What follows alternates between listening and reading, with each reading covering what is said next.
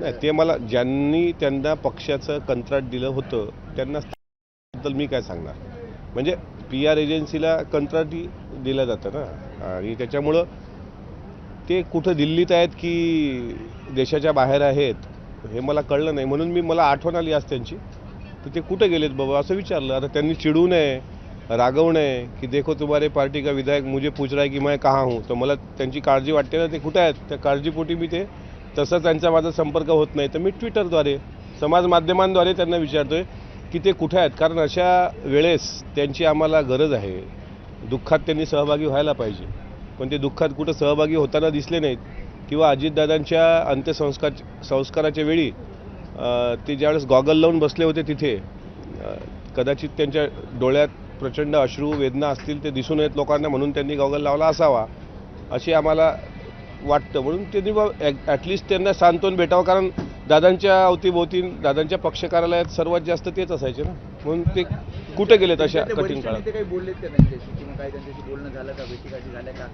कारण निधनानंतर 1-2 वेळेस भेटीगाठी झाल्याचे काही फोटोज समोर आले होते. मला जेवढं माहिती आहे, निधनानंतर सुनेत्रा वहिनींच्या शपथविधीपासून म्हणजे 4थ्या दिवसापासून आज तायगत ते कुठं महाराष्ट्रात नाहीत.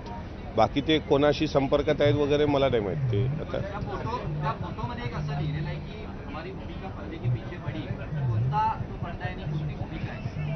ते त्यांना विचारा, कारण त्यांनी एका टीव्हीला मुलाखत देताना त्यांचं वाक्य आहे की हमारी भूमिका पर्दे के पीछे बडी है. असंच ना, काय पर्दे के पीछे, हां, म्हणजे आम्ही पडद्याच्या मागं राहून काम करतो असं त्यांनी सांगितलं. तर तो फोटो होता माझ्याकडे, त्यांचे फोटो नाहीत, त्याच्यामुळे माझ्याकडे तो फोटो दिसला. मला गुगलवर सर्च करा तुम्ही त्यांचं नाव, तर ते दिसला, तो मी ट्विट केला.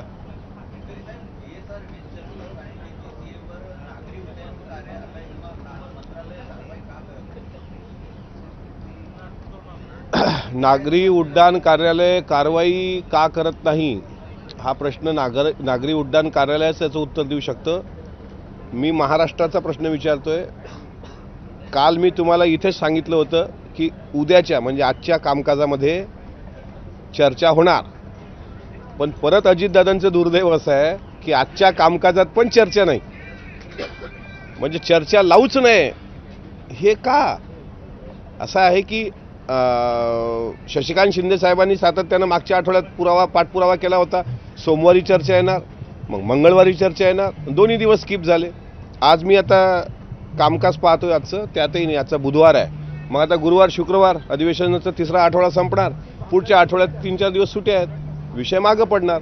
चर्चा का होत नाही महाराष्ट्राच्या दोन्ही सभागृहामध्ये हा सर्वात मोठा प्रश्न आहे.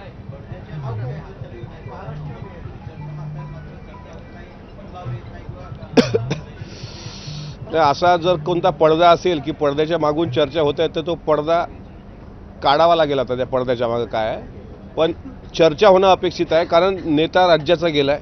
महाराष्ट्रातला इतका मोठा नेता, त्यांचं जाणं, ज्यांनी 40 वर्ष या विधान भवनमध्ये आपली जनतेची सेवा केली, आणि त्यांच्यावर साधी चर्चाही होऊ नये त्यांच्या विमान अपघातात. काल आमदार अमित देशमुख साहेबांनी जे प्रश्न विचारले ना विधानसभेमध्ये, ते खरं आहे ना. राजशिष्टाचार विभाग जो असतो त्यांनी पण याबाबत अधिकृत माहिती दिली नाही. आज आपण अर्थसंकल्पावर चर्चा केली, विमानतळं सुरक्षित असली पाहिजे. बारामतीच्या विमानतळाच्या बाबतीत किंवा जिथं ती एअर स्ट्रीप आहे त्या बाबतीत अगोदर सुरक्षा घेतली असती, तशी काळजी घेतली असती, तर दादा आज आपल्यात असते. दादांनी अर्थसंकल्प मांडला असता, आम्हाला आनंद असता. पण हे असं का घडलं, याला जबाबदार कोण. राजशिष्टाचार खात्याने जो काही अद्यापही त्याबाबत खुलासा केलेला नाही, ते पण बाब गंभीर आहे. त्या संदर्भात माननीय विधानसभेचे सदस्य अमित देशमुख साहेबांनी काल खूप चांगले प्रश्न उपस्थित केले. आणि मला असं वाटते, दादावर प्रेम करणाऱ्या खासदारांनी, आमदारांनी, महाराष्ट्रातल्या लोकांनी हाच प्रश्न महाराष्ट्रात रेटून धरावा जे अमित देशमुखांनी विचारले.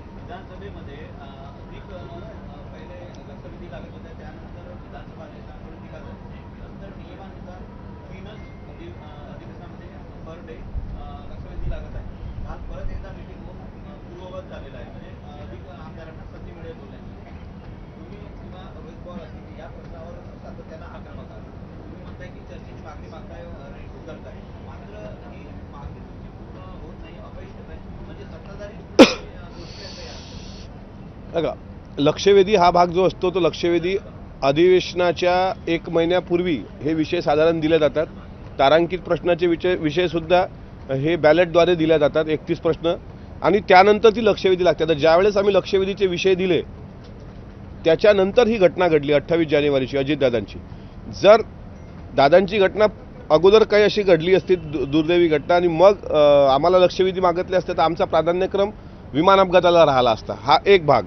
दुसरा विषय जो आहे की वरच्या सभागृहामध्ये चर्चा, तर आता विरोधी पक्षाला स्थगन देण्याचा अधिकार असतो. स्थगन प्रस्ताव जर सभागृहानं स्वीकारला नाही तर अल्पकालीन चर्चा 93 कलम अंतर्गत घडून आणता येते. आता त्या चर्चेकरता माननीय सभापती तयार झाले.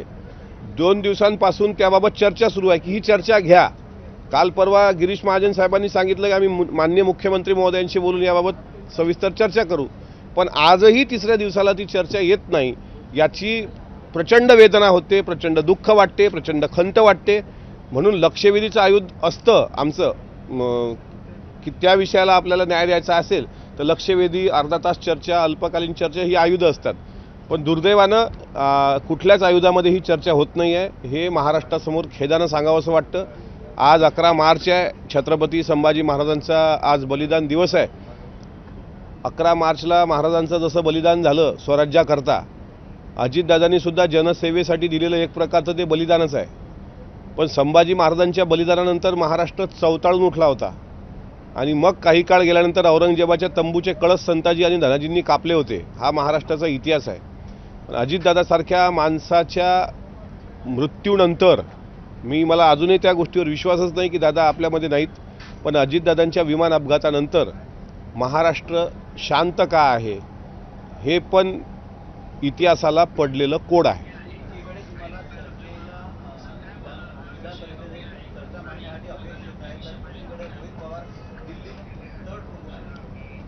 नाही, त्यांचा प्रयत्न आहे की दिल्लीमध्ये सुद्धा लोकसभेमध्ये चर्चा घडून आली पाहिजे म्हणून ते विविध पक्षाच्या खासदारांना भेटत आहेत.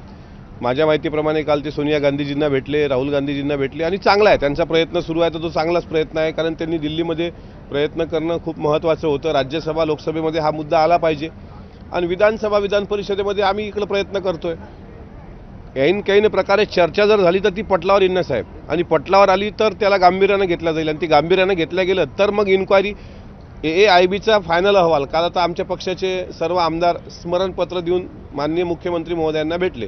ते कशाकरता भेटले की बाबा वस्तुनिष्ठ चौकशी झाली पाहिजे. मग हेच आम्ही म्हणतोय ना. तर ती चौकशीला टाईम बॉन्ड किती? आता 1.5 महिना, आता 2 महिने होतील 28 मार्चला. किती दिवस?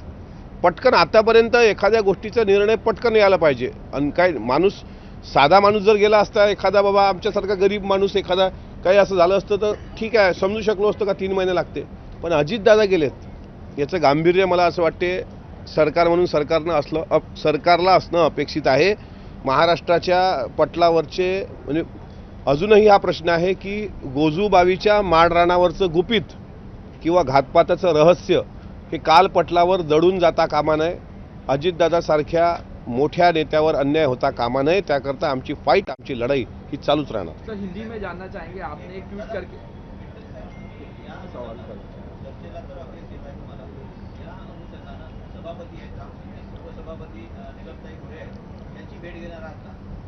घेतली मी 2 दिवस घेतली. काल पण गटनेत्याच्या बैठकीमध्ये हा विषय मी मांडला. ते आम्हाला कळलं ना काल की आज तो विषय येणार होता, पण आज नाही आहे. तर आता आज परत घेणार मी. मग उद्या विचार करेल मी आहे का. उद्या येणार नाही तर मग परवा विचारू. जिवंत आहो तोपर्यंत विचारत राहू. तो आता तेच आपल्याकडे उरलंय ना, दुसरं काय उरलंय. आपण जबरदस्ती तर करू शकत नाही. सभापतींना विनंती करू शकतो, उपसभापतींना विनंती करू शकतो. असं फोर्स करू शकत नाही की नाही नाही मला बोलूच द्या. आपली तेवढी ताकद नाही आहे. मग येत का नाही? चर्चा घडून आणायला काय हरकत नाही ना. आज मला सांगा, तो वॉर चालू आहे, वर्ल्ड वॉर. आता आज सिलेंडरची टंचाई आहे, गॅसचे दर वाढत आहेत, पेट्रोलचे. याच्यावर चर्चा येऊ शकते दुसऱ्या दिवसात. जेवढं वर्ल्ड वॉरमध्ये तिकडच्या लोकांचं नुकसान झालं ना, तिकडं अजितदादाच्या विमान अपघातानं महाराष्ट्राचं नुकसान झालं आहे. आणि महाराष्ट्राच्या नुकसानाच्या बाबतीत चर्चा होऊ द्या ना. झाली पाहिजे, त्याला काही अडचण नाही. आणि याच्यात जर काही कोणी काय खरं खोटं आहे एकदा जनतेसमोर येऊ द्या. अदृश्य करू शकत असेल, दृश्य शक्ती करू शकत असेल ते मी नाही सांगू शकत, पण चर्चा होणं महत्त्वाची आहे. कहा कि मिसिंग है, एक आदमी का नाम लेके ट्वीट किया है, क्या कहना? मैंने किसी आदमी का नाम नहीं लिया, मैंने एक फ़ोटो डाला है और पूछ रहा हूं मैं नहीं पूछ रहा, महाराष्ट्र पूछ रहा है कि ये नेक बंदा अभी कहाँ है। ये वही बंदा था जब विधानसभा के चुनाव के नतीजे आए थे तो अजीत दादा को गुलदस्ता देकर उनके कंधे पे हाथ रखने की ज़रूरत की थी इन्होंने। और उस वक्त मैंने कहा था, you are not soldier, you are salary soldier, and that is different between two words, soldier and salary soldier. So अभी वो कहाँ है? यानी जब अजीत दादा के फ्लाइट क्रैश का एक हादसा हुआ उसके बाद तीसरे दिन महाराष्ट्र के डिप्टी सीएम, पहले महिला डिप्टी सीएम करके सुनेत्रा वहिनी ने जो शपथ विधि समारोह में हिस्सा लिया था, उन्होंने शपथ ग्रहण की थी। वहाँ से आज तक ये महाशय कहीं दिखते नहीं और उनका फोटो भी मुझे वही मिला गूगल पे कि पडद्यामागे आम्ही काहीतरी करतो, ऐसा कुछ फोटो है, वो मुलाकात दे रहे हैं। लेकिन अभी वो कहाँ है? दे आर PR फ्रॉम और पार्टी। तो अभी उनको ढूंढना तो पड़ेगा। महाराष्ट्र से आपको बड़ा लगाव था, आप चंडीगढ़ से थे, आप महाराष्ट्र के बाहर से थे, तो अब महाराष्ट्र की जनता पूछ रही है कि दादा कहाँ है। तो आप कंटेंट दो मीडिया को कि दादा कहाँ है और DGCA ने किस तरीके से VSR वेंचर को बैकअप दिया है, VSR वेंचर के लोगों ने किस तरीके से ये फ्लाइट क्रैश किया है, AAIB ने जो 23 पेज का अहवाल दिया है वो किस तरीके से गलत है। ये कंटेंट देने की जिम्मेदारी उन पे थी सैलरी लेकर, लेकिन आज वो कहीं दिखते नहीं, इसलिए हमें उनकी याद आ गई। तो मेरे पास उनका पर्सनल कांटेक्ट नंबर नहीं और मेरा कांटेक्ट भी नहीं था, इसलिए मैंने सोशल मीडिया प्लेटफॉर्म द्वारा पूछा कि बहती हवा सा था वो, कहाँ गया, उसे ढूंढो। कल रोहित पवार जाके सोनिया गांधी से मिले, जाके अयोध्या के मामले पे चर्चा की। नहीं, उनका मैं अभिनंदन करना चाहता हूं कि कम से कम दिल्ली में जाके सभी पार्टियों के सांसदों से वो मिल रहे हैं। सोनिया गांधी जी से मिले, आम आदमी पार्टी के लोगों से मिले, राहुल गांधी जी से मिले और सारे कई सांसदों से वो मिले। उनकी कोशिश है कि दिल्ली के दोनों सदनों में इस बात की चर्चा होनी चाहिए। जिस तरीके से फ्लाइट क्रैश हुआ, जिस तरीके से अजीत दादा जैसे बड़े नेता का फ्लाइट क्रैश होता है, उस पर कोई चर्चा नहीं हो सकती या FIR भी पुलिस लेती नहीं।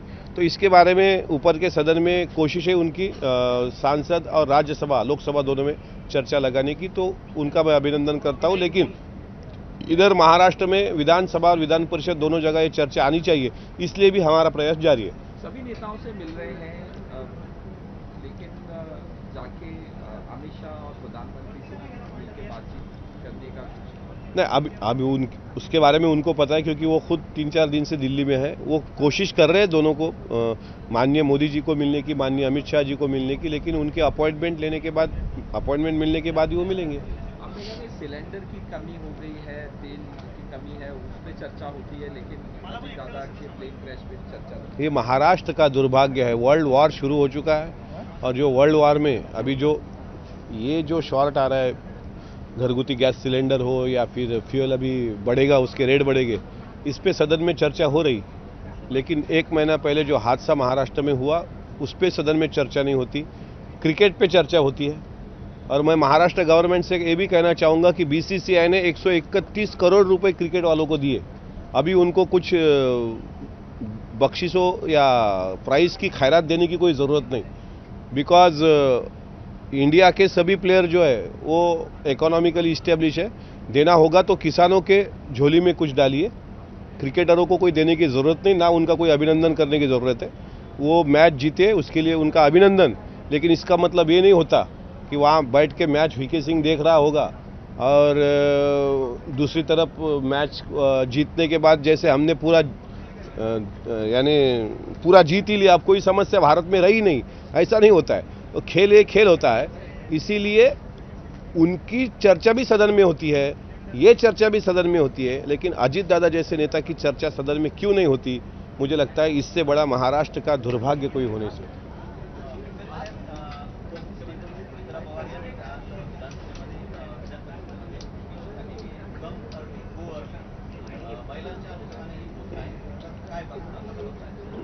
कारण 8 मार्चला जागतिक महिला दिन झाला आणि महाराष्ट्र सरकारला लाडक्या बहिणींना सुद्धा एक गोड गिफ्ट द्यायचं होतं। त्यामुळं आदरणीय सुनेत्रा वहिनींनी ज्या काही महिला आपल्या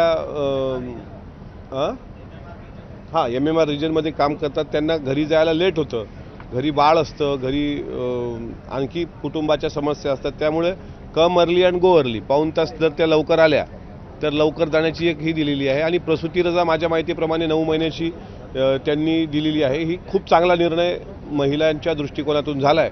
आणि त्याच्यामुळं सर्व राज्यामध्ये विशेषतः मुंबई MMR रिजनमधल्या सर्व महिला ह्या नक्कीच आनंदी असतील. आमच्या महिला भगिनी सुनेत्रा वहिनींनी घेतलेल्या या निर्णयाचं मी मनापासून स्वागत करतो.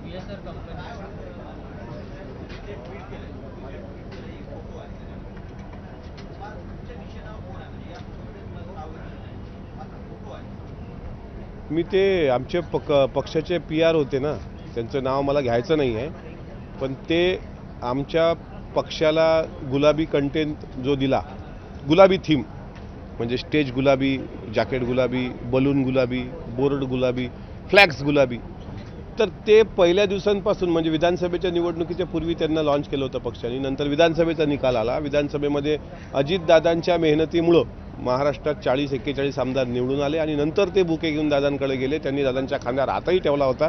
त्याचं उत्तर पण मी माझ्या पद्धतीनं दिलं होतं. त्या उत्तराला मला पण उत्तर मिळालं. आणि आता अजितदादांच्या अशा विमान दुर्घटनेनंतर ते कुठंच दिसत नाहीत. म्हणून मला त्यांची आठवण आली. माझ्याकडे त्यांचा पर्सनल नंबर नव्हता, म्हणून सोशल मीडिया प्लॅटफॉर्मवर विचारलं की हे महाशय कुठे आहेत, आणि ते दिल्लीत आहेत, तर त्यांनी महाराष्ट्रात यावं, कारण आमचा पक्ष त्यांना मिस करतोय आता मोठ्या प्रमाणात.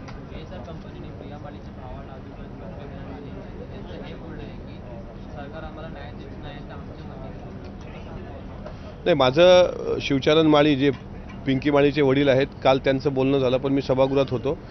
त्यांनी डिस्चार्ज घेतला. त्यांच्या पत्नी ज्या ॲडमिट होत्या त्यांना मदत भेटली नाही. सरकारकडून गिरीश महाजन साहेबांनी मी पॉईंट ऑफ इन्फॉर्मेशन मांडल्यानंतर सभागृहामध्ये उत्तर दिलं होतं, पण ते तिथं त्यांना ती मदत पोहोचली नसल्याचं पिंकी माळीच्या वडिलांनी सांगितलं. राहिला प्रश्न VSR कंपनीचा, तर VSRचा मालक त्यांना धमक्या देतोय ना, तर तो मदत काय करणार. त्याच्यामुळे त्याच्या धमकीची पण गांभीर्यानं दखल घेऊन त्या परिवाराला पोलीस प्रोटेक्शन दिलं पाहिजे अशी मागणी पण पत्राद्वारा मी करणार आहे. काल मी पत्र तयार केलं आहे, आज मी माननीय गृहमंत्र्यांना ते देईल.